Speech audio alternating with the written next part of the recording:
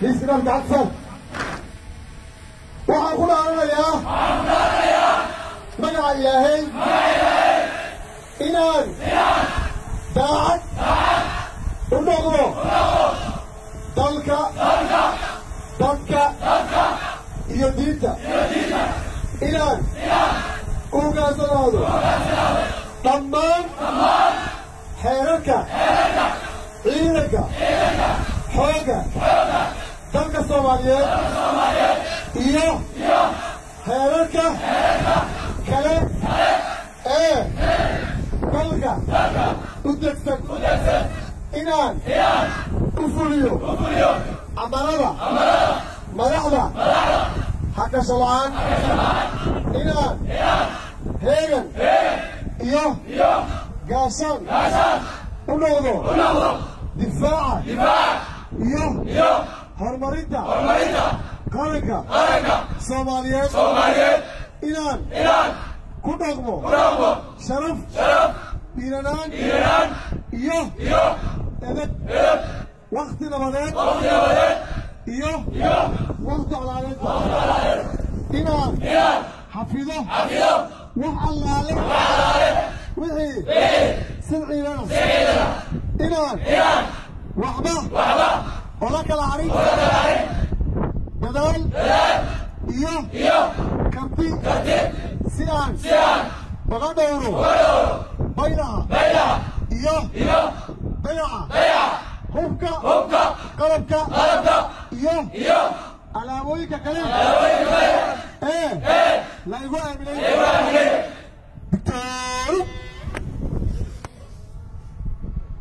بالكتاب سلاسل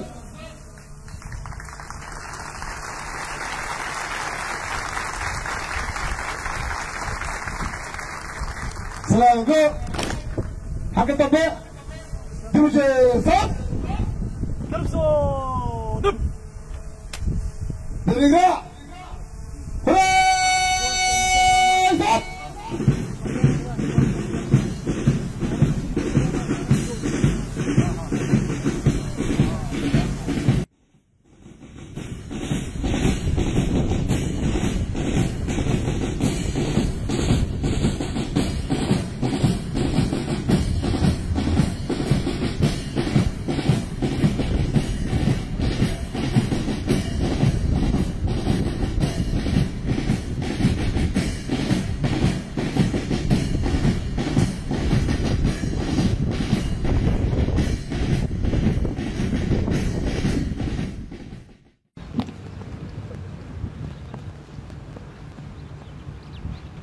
قبل يعاود ذلك عاد فتاة سنوات تلي وحن كاو سنة هنا دي وقلتين النجيات قرن جميل تورك السدعي جمنات يا كوماندو سكور تليات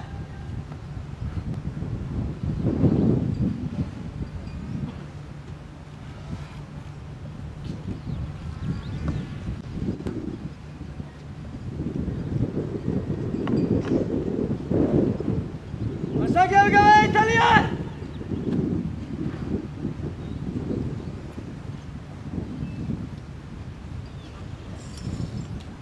Başarılı personele نبلع حلقة دكة معنا عبد الرازق مضرب العيلة هلو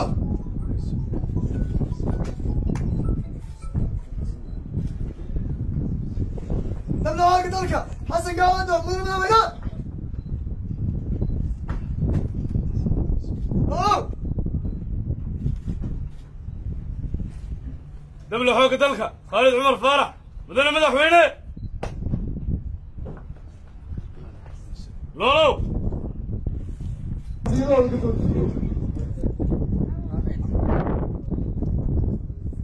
نبلع حلقة باير عندي عند التليات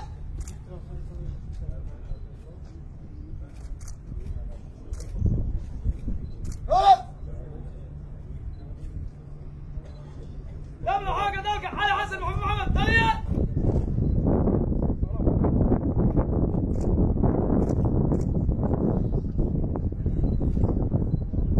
نبلع حلقة دكة في العاصمة التليات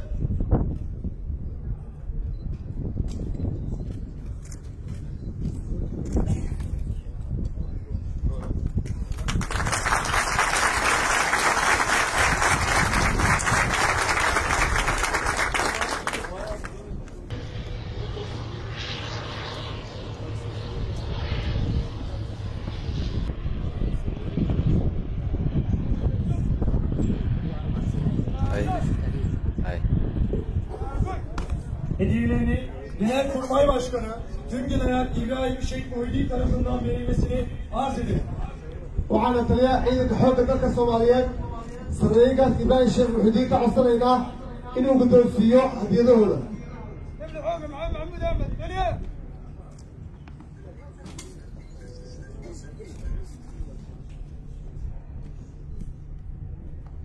دبل حوق السكرين ورد على التلية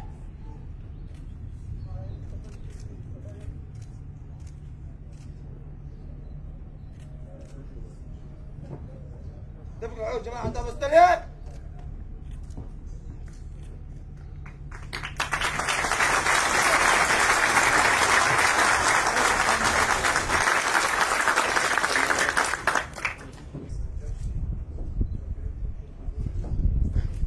دبل حوق عبد محمد نور تلية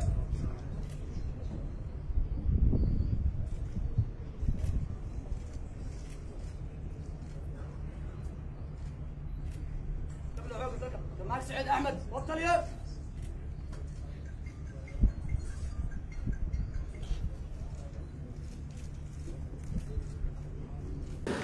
بسم الله الحمد لله والصلاة والسلام على رسول الله السلام عليكم ورحمة الله وبركاته maanta waa maalin kale oo weyn oo taariikhi ah kulliyadan waxay soo saartay waxay hagaajisay bilowday mustaqbalkii ciidanka xoogga dalka Soomaaliyeed noocyadiisa kala duwan gaar ahaan ciidanka dhulka oo halkan uga soo baxeen ciidamo aad iyo aad u fara badan tababar casri ana lagu siiyay qalabeed casri ana loogu suubiyay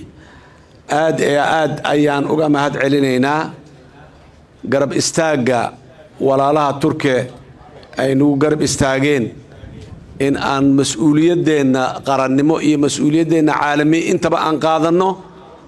oo aan argagixisada ka sifayna dalkeena la dagaalanka argagixisada waa mas'uuliyad qaran waana mas'uuliyad caalami ah لأن argagixisadu mushkiladeedu kuma eka oo kaliya dalkeena dariskay rabtaa inay baabi'iso gobolka aan ku noolnahay geeska Afrika ay rabtaa inay baabi'iso Afrika ay rabtaa inay baabi'iso caalamkana inay u sii gudubto ay rabtaa suurtagal ma aha ummad ahaanna karaamo iyo sharaf nooma aha inaan noqono god mugdi ah oo madow oo ay ka soo fulfulaan balaayadu sidaas daraadeed dawladda jamhuuriyadda federaalka ee Soomaaliya xukuumadeeda iyo shacabkeedaba waxay u istaageen ayagoo kaamil ah cadawgaas soo jireenka oo muddada soo jiray in ay dalka ka xoreeyaan oo ay ka madax banneeyaan dagaalkaas mar hore soo bilowday meel fiican buu marayaa haddana ilaahay idinkiis waan soo gabagabaynaynaa maraan dheerayn insha Allah dalka Soomaaliya waa dal aad iyo aad qani u ah oo wax kasta oo lagu sifayn karo qaninimo umadeed ayuu leeyahay nasiib daro nimankan hadda cadawga ah ee khawaarijta waxay dabar ku xireen oo gacmaha iyo lugaha ka xireen ummadda Soomaaliyeed inay qeyrkeed sida ay u nool yihiin sida ugu fiican ay u noolaadaan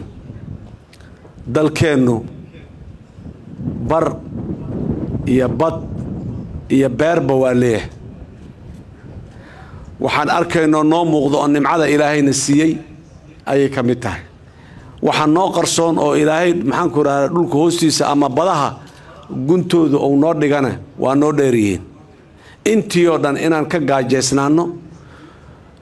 ka dhibaataysnaano ayaa waxaa nagu kalifay marar kala duwan cadawyo kala duwan laakiin midka maanta na haysta ee aan dagaalka kula jirnaa ee aan rabno inaan iska xoreynaahay mid lamida ma jiro ummadda hankeedii iyo hamigeediiba waa uu dilay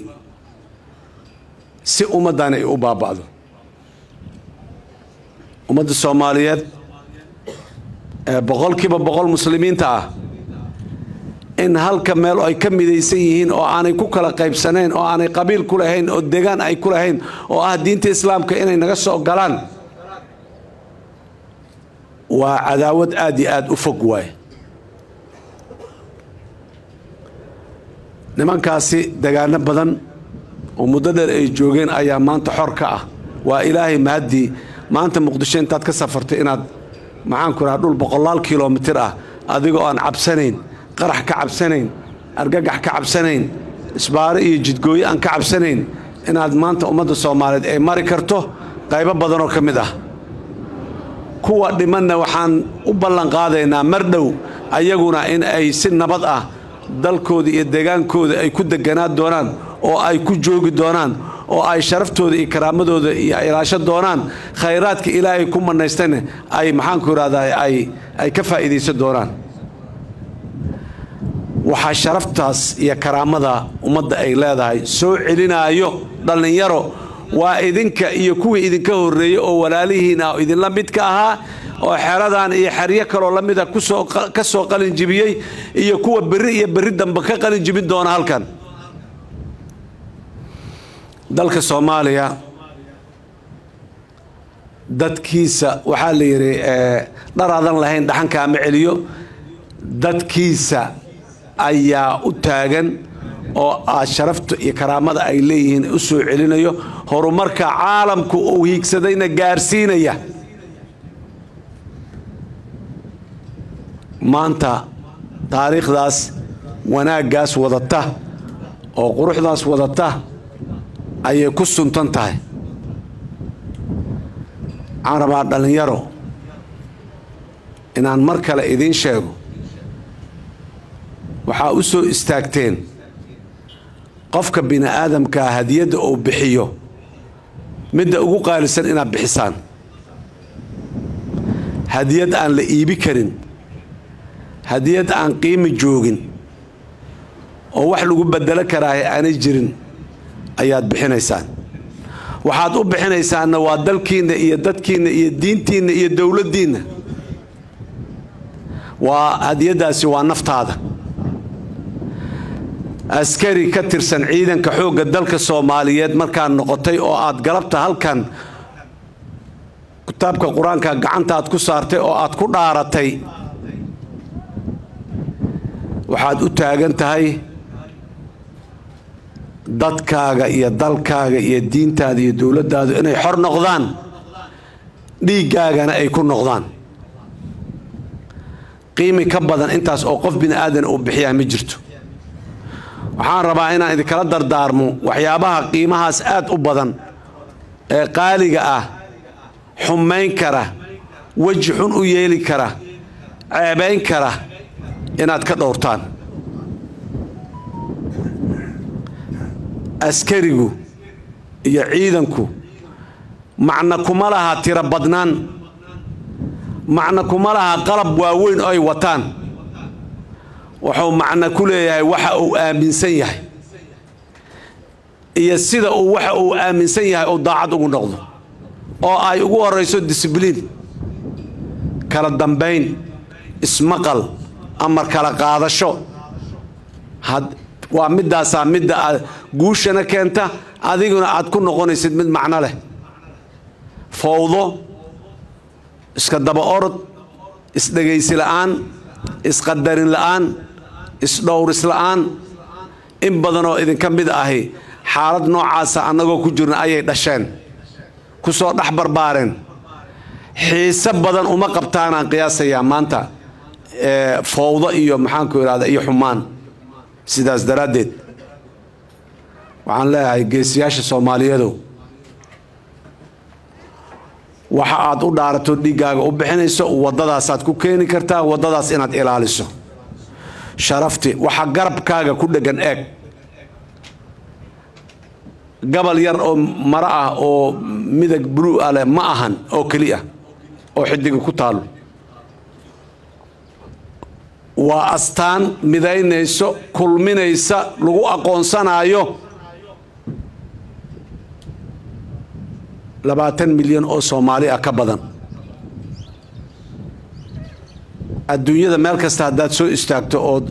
timaado hotel meel lagu shirayo meel maxaan ku rahaa airport ah meel la isugu tagayo oo caalamku isugu imaanayo aaway Soomaaliya xaggee joogtaa ma dhahaysid waxaad fiirinaysaa calamada calankii Soomaaliya ma ku dhex jira calankaas aabbayaasheen iyo awoowayaasheen iyo annaga oo maanta nool iyo kuwa aan dhalay iyo kuwa ay sii dhalaan iyo kuwa ay sii dhalaan oo biri iyo biri dambe biri ku xoga noolaan doona ayuu astaan u yahay dhowrisow u baahan yahay haybada uu leeyahay waxa waaye huggii dadkaas faraha badan ee Soomaaliyeed ee 20 milyan ah haybadoodii waay kumanaan Soomaali ah ayaa u dhimatay ayaga oo diiday in dhulka lagu tuuro ama maxuu ahay cadow oo gacanta ku dhigo waan sheegaa mar walba waan xusaa kamana daalaya inaan xuso maxamed cabdulla xalane geesi Soomaaliyeed oo ku magacaaban si cad ugu bixiyay bareer ah naftiisa calanka u diiday cadowga inuu calanka qabsado u diiday ka soo badbaadiyay calankii keenay ciidanka dhaxdiisa kadibna dhaawacii ka soo gaaray u geeriyooday maanta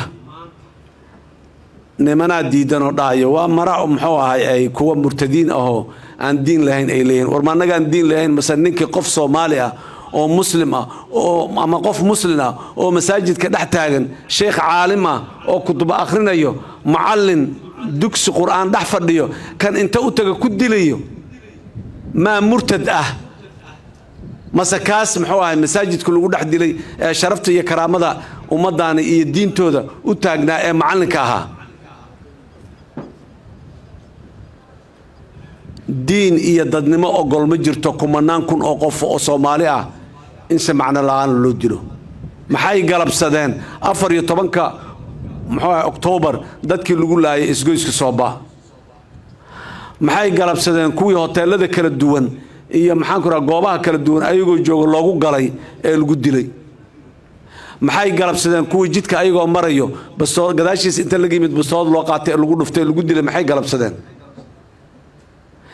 maxay galabsadeen ilmaha yaryar ee caruurta Soomaaliyeed ee baska saaran iskuulka u socday ama iskuulka ka yimid ee wadada lagu qarxiyay kan qarxinaya miyaa murtada masakiin la qarxiyay ayaa murtad ah murtad waxaa midkaas wax qarxiya murtad ah murtad waxaa midka ku gargaaray oo ku kaalmeeyay oo ku garb istaagay murtad ah murtad waxaa midka qariyay oo dhuumiyay oo maxaan ku raadayay ka qariyay ciidanka dawladda iyo maxaan ku raadayay nidaamka dawladda ka qariyay ayaa murtad ah murtad waxaa midka lacagtiisa ku bixiyay ee lacagtiisa siiyay ogow qofka Soomaaliga ahow lacagta aad shabaab siinaysaa waa mid dadkaas abriyada ah oo Soomaalida ah lagu dilay waay oo laga yaabo ehelkaaga inay ku jireen ama adiguba biri aad ku jirto oo lagu qarxiyo lagu dilo laga yaabo shabaab iskuulaad ma dhiso masaajid ma dhiso wada ma dhiso bar caafimaad oo maxaan ku raraa bukaan lagu daaweeyo ma dhiso kama shaqeeyo lacagta aad bixinaysaa maxaad ku bixisaa shabaab qarxo ka shaqeeya ogow lacagta aad bixisay waa mid wax lagu qarxiyay lacagtaadii aad dadka qarxisay adaa dadka qarxisay adaa dadka qarxisay markaad dhiibtay lacagtii qarxa lagu soo iibiyay oo aad dhiibtay lacagtii kan qarxa sameynaya mishaar looga dhigo lagu siiyay oo aad iibisay lacagta kan qarxa wadahay baabuurka uu ku soo raacay oo aad iibisay kan qarxa wada dadka Soomaaliyeed fariinta oo faray waxay tahay ha fahmaano hoos ha u eegaano absidu cudurdaar ma ahan horaan u ir waa sheegay waa ku celinaya aniga idilna orod hebel soo dil hooyadaas waa yeelka oo jidka maraysa soo dil wiilkaas dhalinyarada bajaajta wada soo dil midkaas iskuulka soo aaday saakay soo dil midkaas saakay maxaan ku raad masaajidka kutubada ka akhriyo maxaa wada soo dil saasaad dhowaysa aniga idilna orod kuwa soo dila dhowaysa war maalintii ilaahay kuugu tala galaad dhimanaysaa maalinna ka soo hormari maysid maalinna kadib saacadna ka soo hormari maysid saacadna kadib dhici maysid cabsidu caqiidadaaday xumaynay alla ku xirnaanshahaday yaraynay war maalintaad dhima laheedaad dhimanay maalinaan ahayn dhiman maysid cudurdaar kuuma aha shabaabaan intaan lacag siiyo dadka ku qarxiyaa ka waantoobaan leeyahay dadka Soomaaliyeed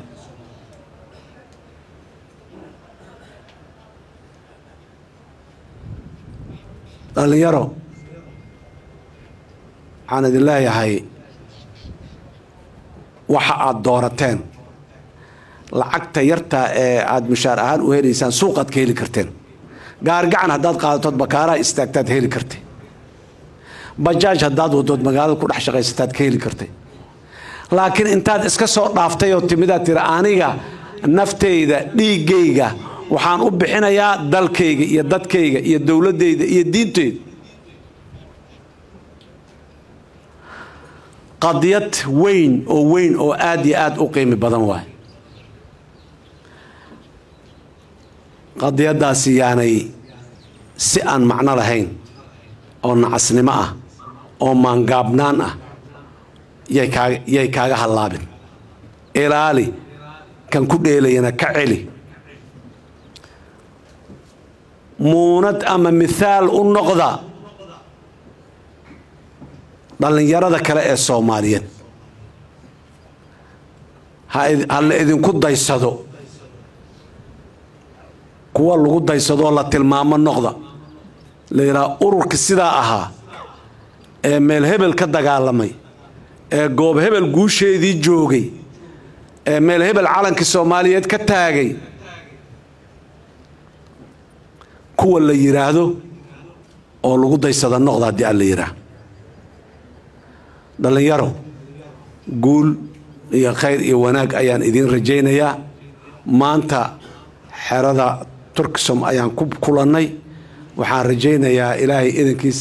inaan ku kulanno meelo fog oo ah frontline-ka hore oo cadowga maxaa ku lagu beegsanayo inaan ku kulannaan rajaynayaa aad iyo aad u mahadsantihiin والسلام عليكم ورحمة الله وبركاته